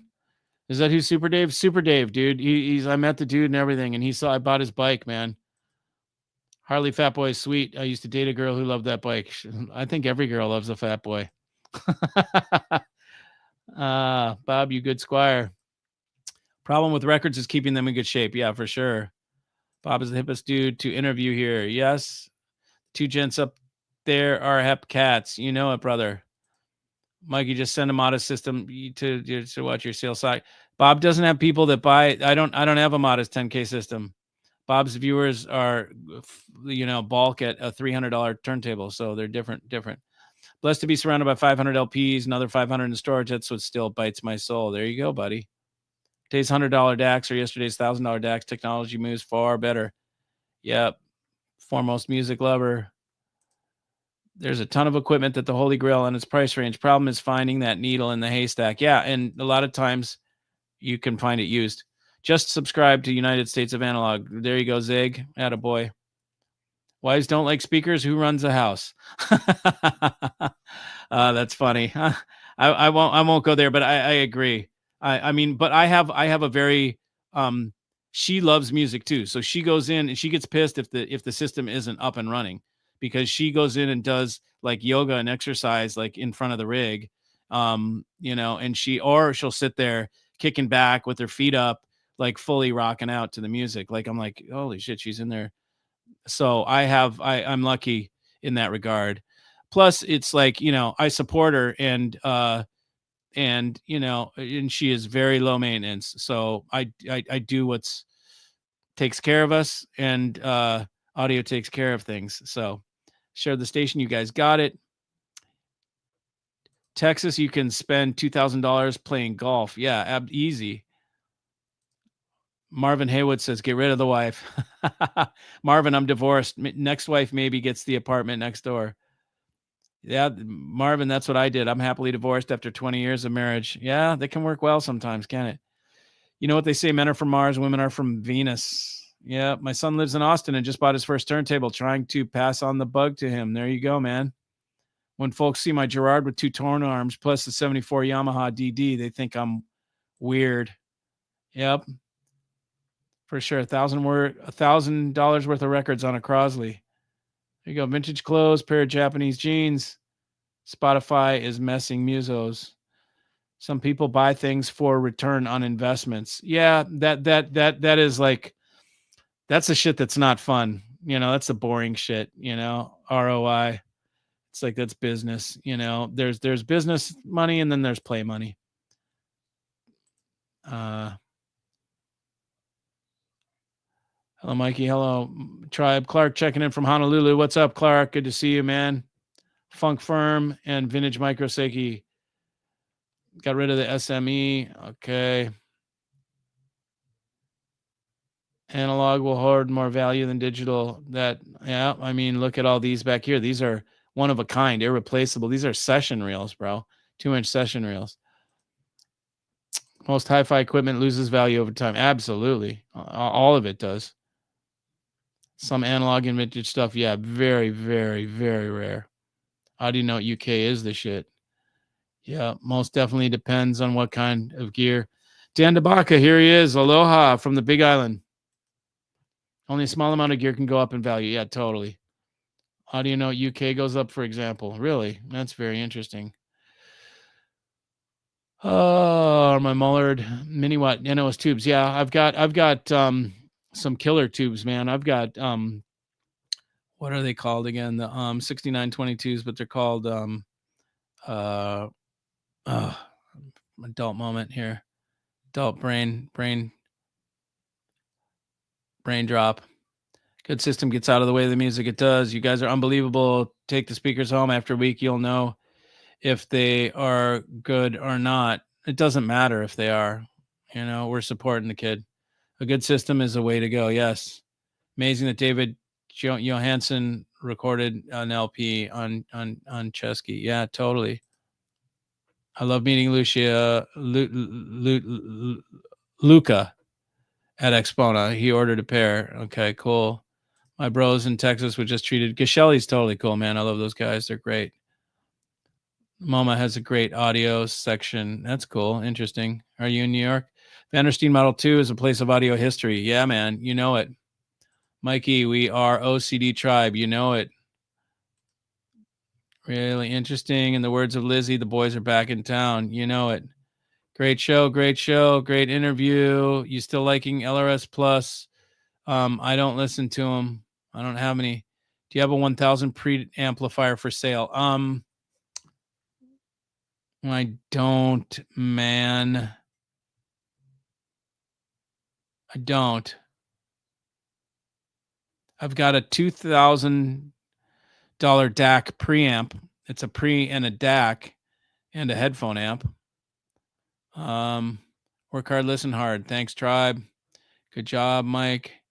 Klipsch talked about that, saying that their KHs are supposed to be corner loaded. Yes. Might measure terrible because they're not designed to be out in the open. Yeah, that's a good point. What's your views on V-Rod, the motorcycles? I'm not a Harley guy, but if I buy one, it would be that. Never understood its hate. Well, okay, so the hate about the V-Rod is that it's like a metric twin, right? Okay, so it's co-designed with Porsche. It does not have the je ne sais quoi of a Harley Davidson. So it rides like a metric bike, you know? It rides like it's Japanese. It's very well engineered. It doesn't vibrate. It's smooth. It's fast. It's all that shit.